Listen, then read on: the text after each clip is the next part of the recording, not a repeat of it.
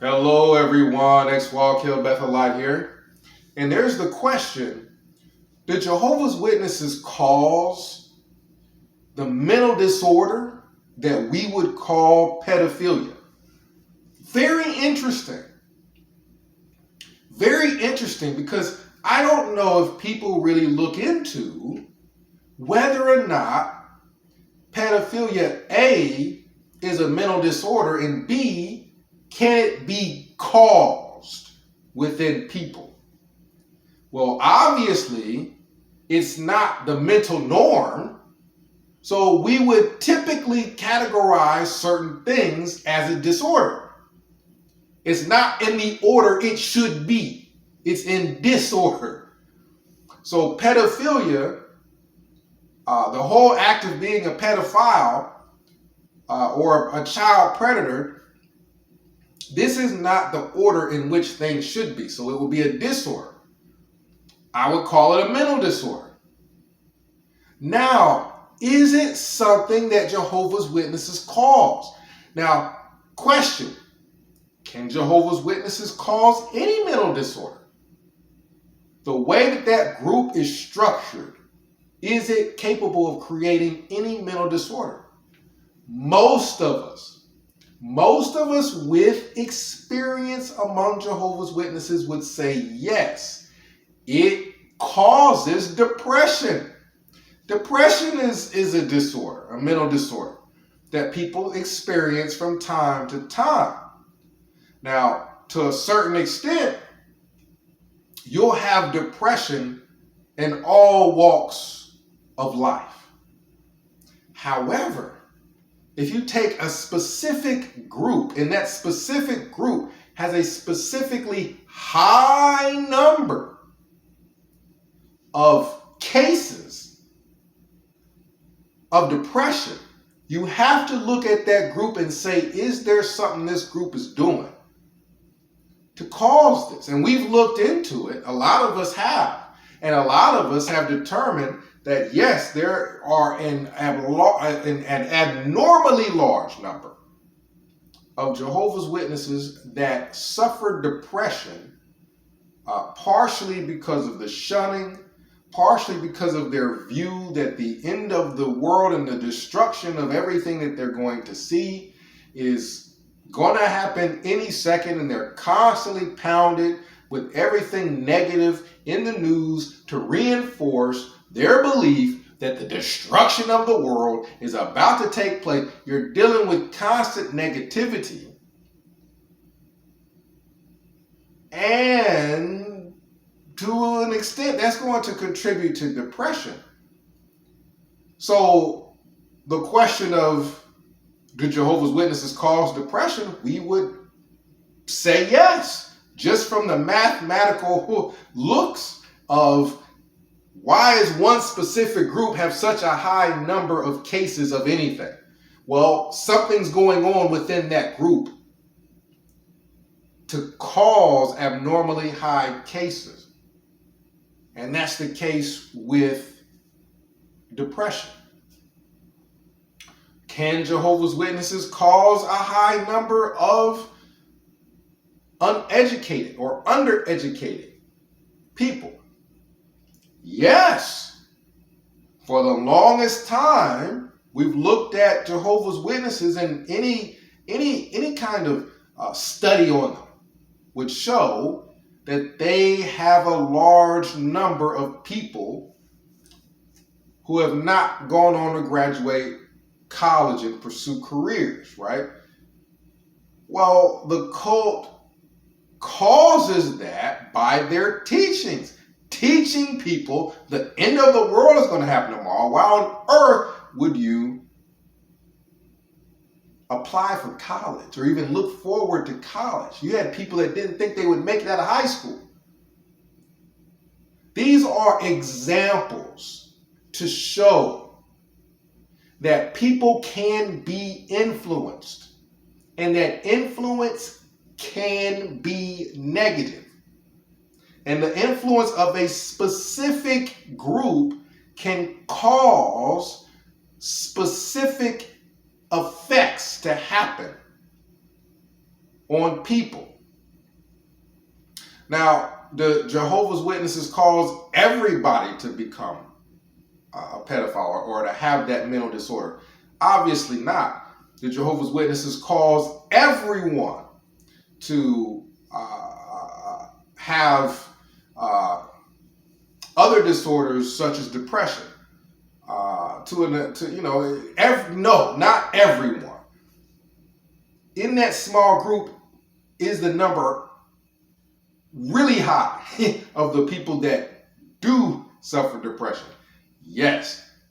In that group is the number really high, the number of cases of pedophilia. Yes.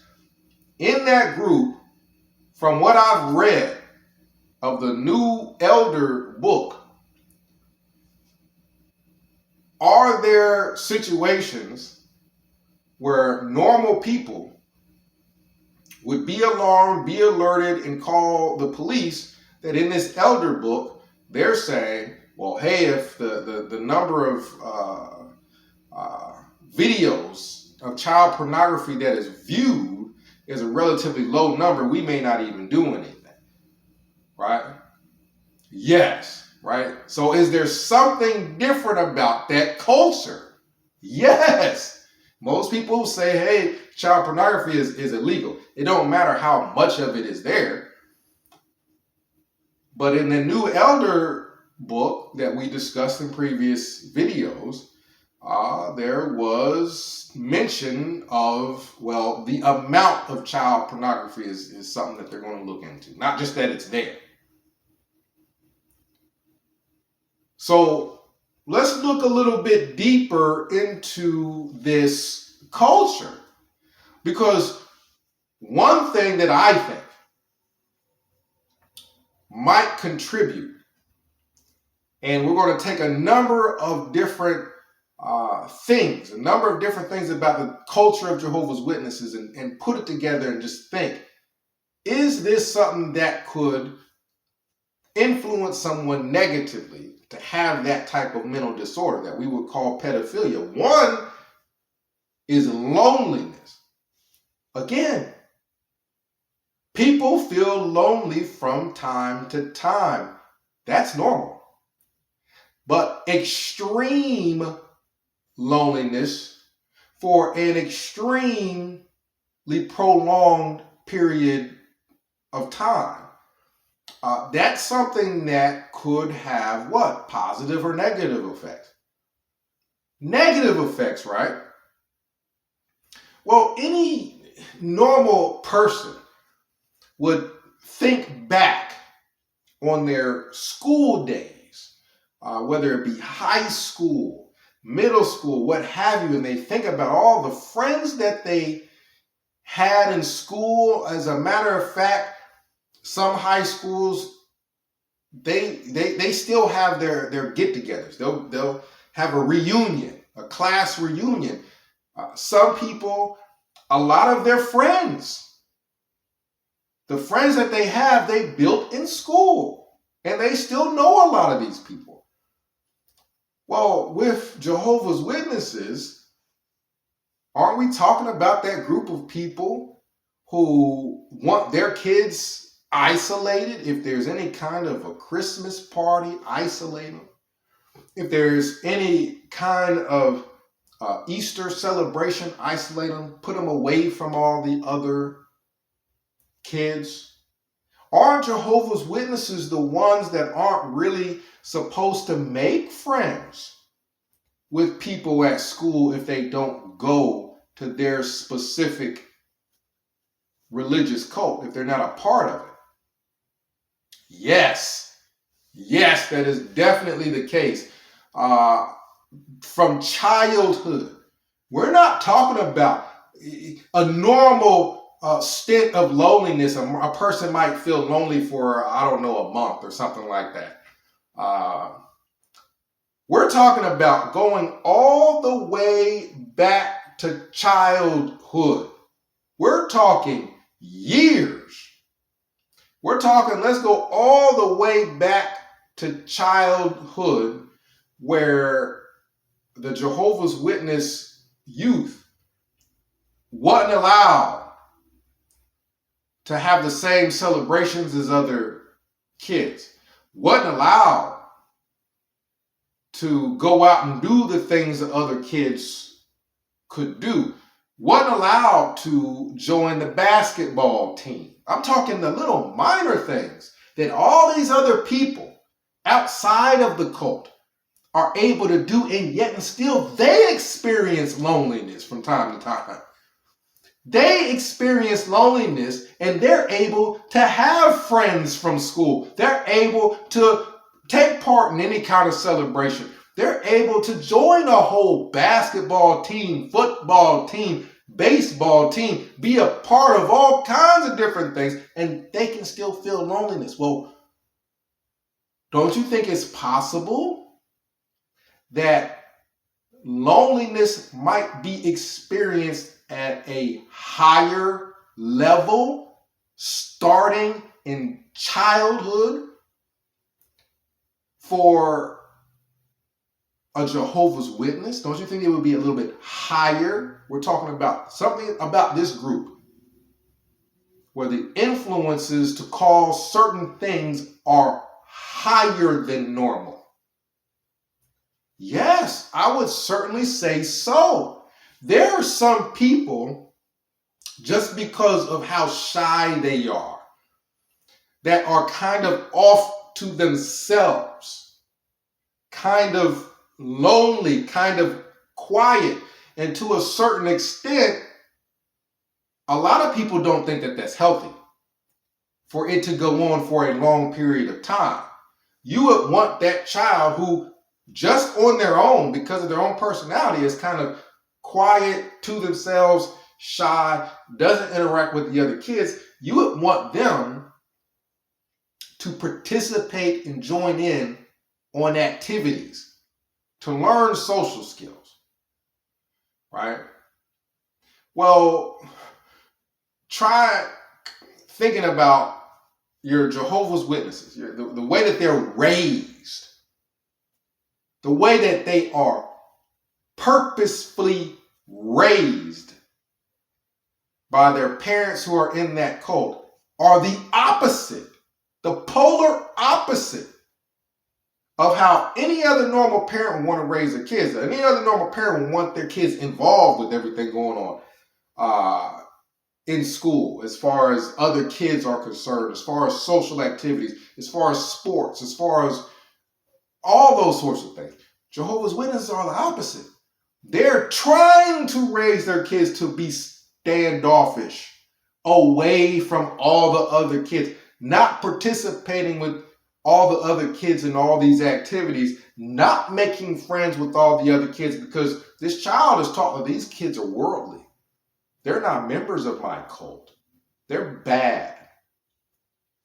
This causes, and from a very young age, a heightened level of loneliness.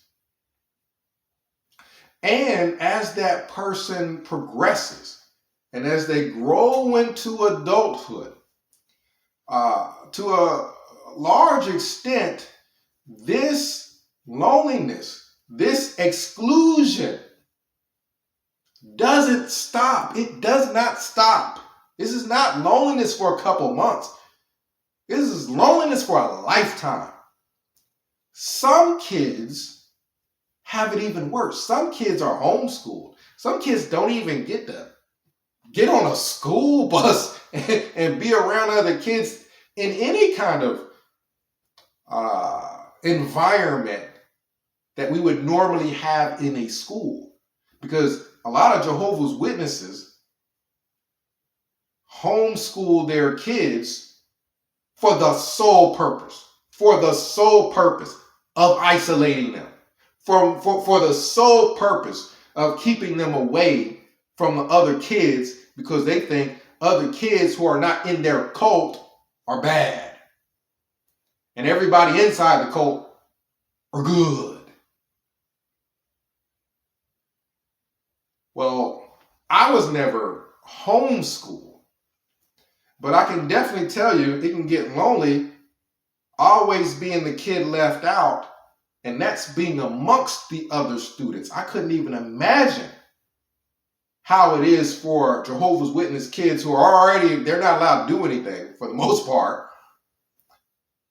Now they're being homeschooled. They're totally separated from the other kids. Well, this goes all the way into adulthood, where adults, young adults even, they're going to start becoming more and more interested in being social, more and more interested in the opposite sex. And in a lot of cases, interested in the same sex if they are gay. However, this isolation does not stop. It's extreme. So they're going to be looking to get jobs. Well, the same concepts that went on in school also go on at work.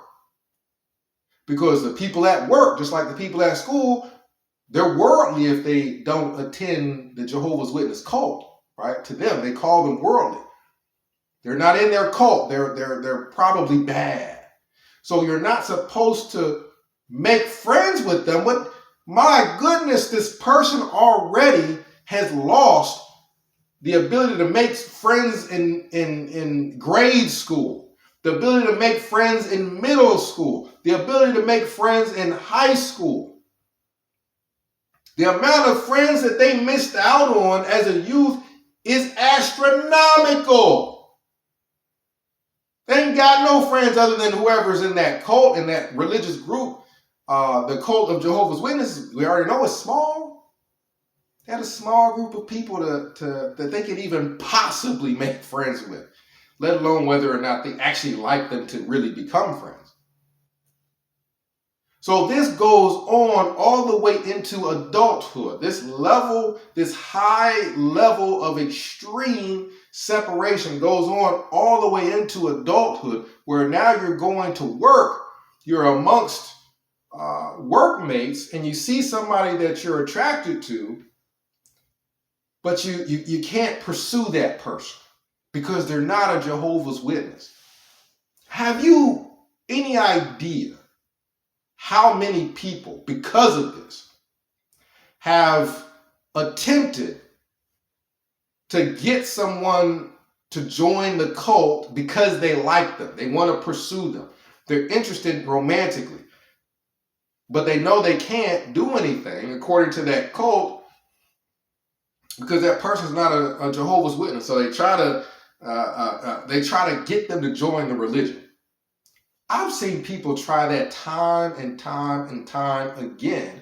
And what ends up happening is they have failed relationship after failed relationship after failed relationship after failed relationship. It's already hard to, in some cases, get to know a person and become intimate with them and build a relationship. Let alone the entire criteria is they got to join your cult. And your cult is out there. It's a little crazy as far as some of the end of the world predictions and constantly trying to predict the end of the world and constantly talking about the end of the world. This level of not just isolation, but sexual repression. These people who can't date people that they work with or date somebody that they saw while they were out jogging or doing whatever hobby they had. They can't date. They have to withhold themselves, again, from things that most of humanity is able to enjoy. And most of humanity, a lot of people still experience loneliness. They experience depression. They experience different mental disorders with these things. Well, if you take all these things away, the cases will be higher. And I think that's the reason why you have such high cases of pedophilia, pedophile type activities, within the group of Jehovah's Witnesses. It's the isolation that I just described, right? You have other groups that isolate to a certain extent, like Amish and people like that. I never saw an Amish person growing up in school, so I'm guessing they probably have their own schools. And if they do, it probably don't seem that lonely. If they have their own communities and they're able to fellowship with anybody in their community, it probably doesn't seem as lonesome. They're able to participate in everything everybody else in their community is participating in. With Jehovah's Witnesses, you're talking deprivation. You're talking all this is right in front of them. They're not separated from it. They just can't participate in it. This would cause loneliness. You know you're missing out, and you've been missing out your whole life. And the only thing you got to look forward to your whole life is reading the Watchtower. Raising your hand after you done read the Watchtower at the next meeting and giving a answer to one of the questions in the Watchtower. And then you lower your hand. Maybe you might get the answer 2 or 3. But that's the highlight of your week. And then other than that, what do you get to do? You get to go knock on doors. You get to go stand next to a cart. Half the doors you're knocking on are empty, or the people inside just don't want to be bothered, so they ain't going to answer because they don't want no Watchtower. You're talking about a lifestyle that is lonely on a level unheard of in the majority of society. You're talking about a person born and raised in a cult, and the only thing this person through their whole life has really had to look forward to on a regular basis is reading a Watchtower, giving a comment on said Watchtower, standing next to a cart and trying to hand out said Watchtower, or knocking on a door and trying to hand out said Watchtower. That's your whole life? Yes, that's going to cause depression. Yes, that's going to cause a high level of loneliness. Or if a person has a specific title, they may be able to stand up on a stage and for a few minutes talk about a different topic that the cult wants them to talk about. So yes, you're talking about a group of people who separate themselves and isolate themselves. And when it's normal for people to start looking at the opposite sex, this may start back in middle school. People start pairing up boyfriend, girlfriend, right? High school, people start thinking about who am I going to take to the prom, right? How many Jehovah's Witnesses get to go to the prom? You're talking about not just loneliness, but you're talking about repression that starts way back in school,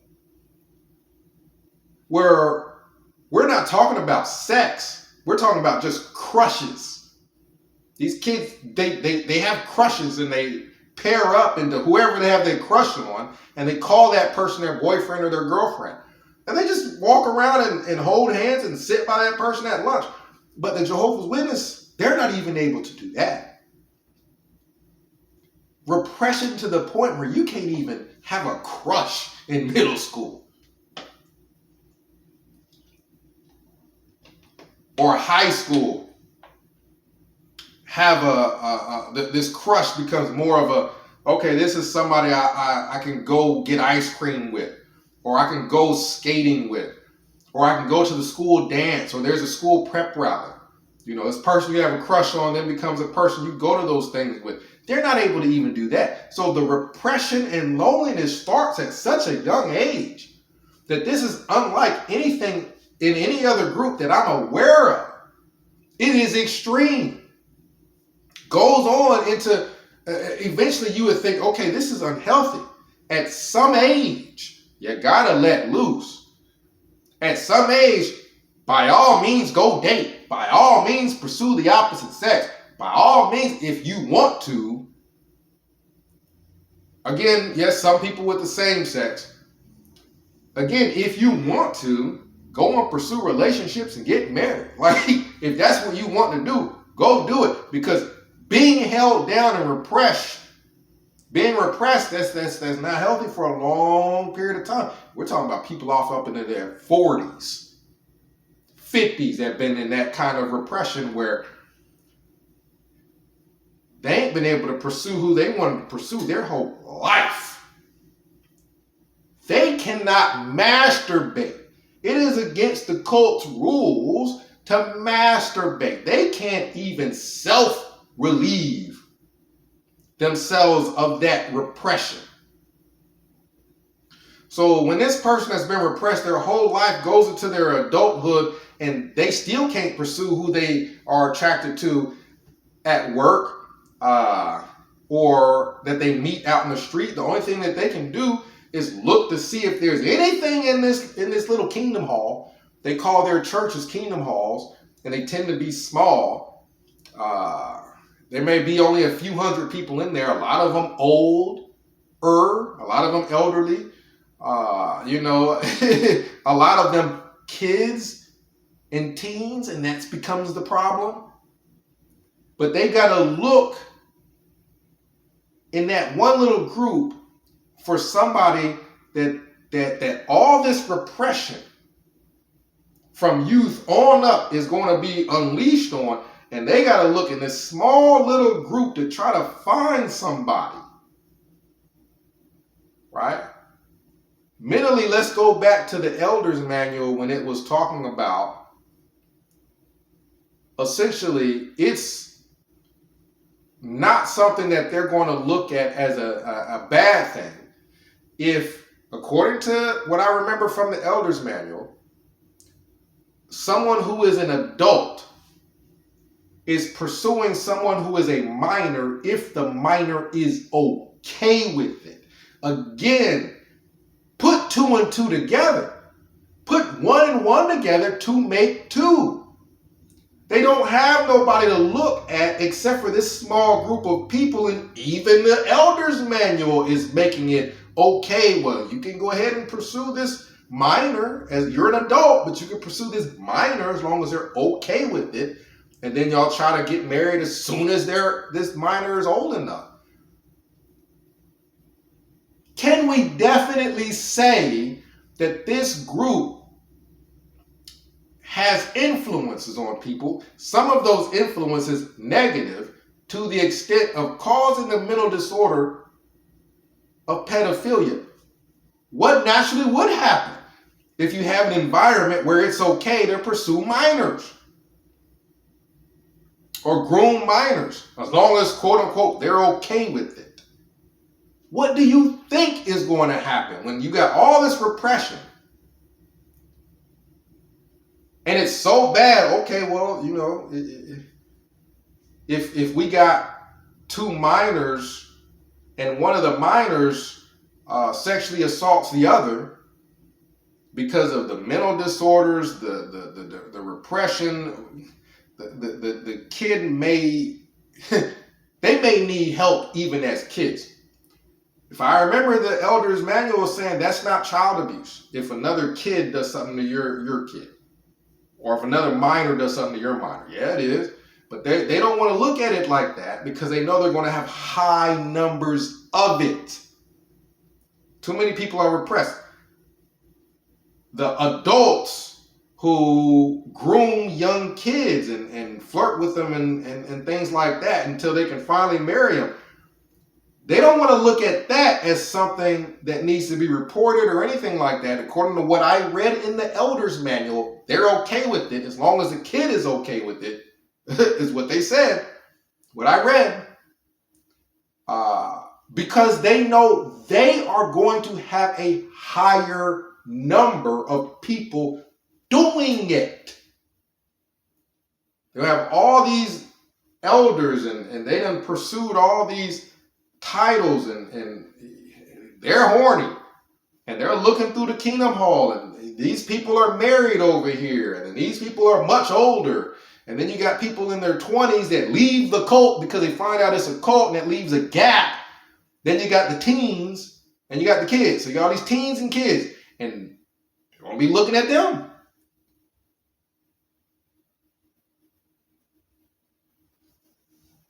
At some point, we have to say,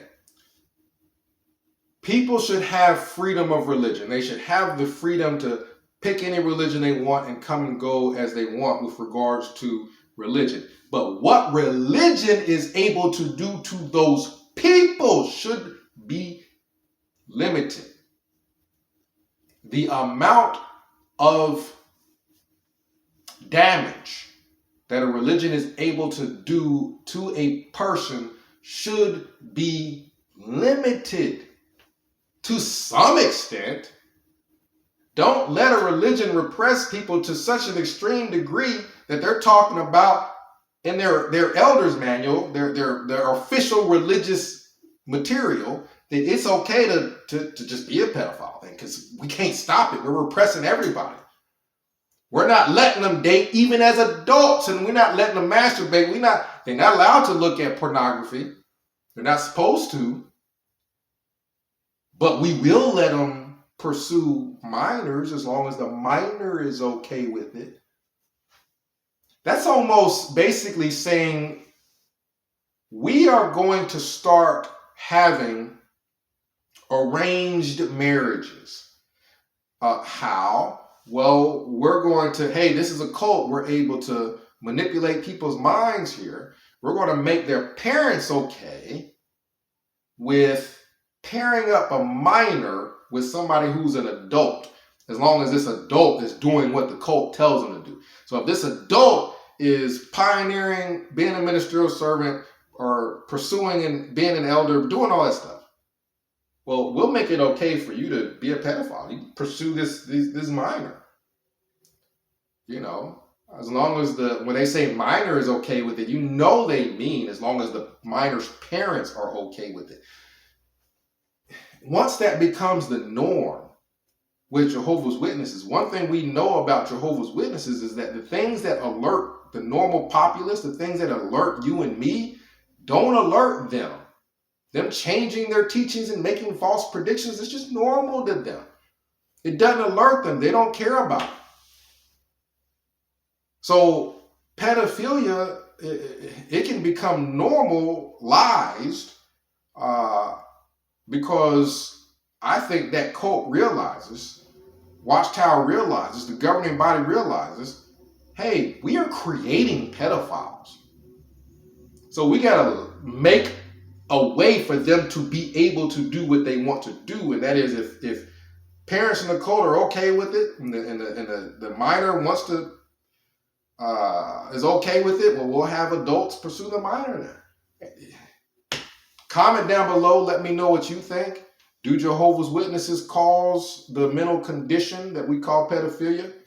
X-Wall Kill Bethelite signing out.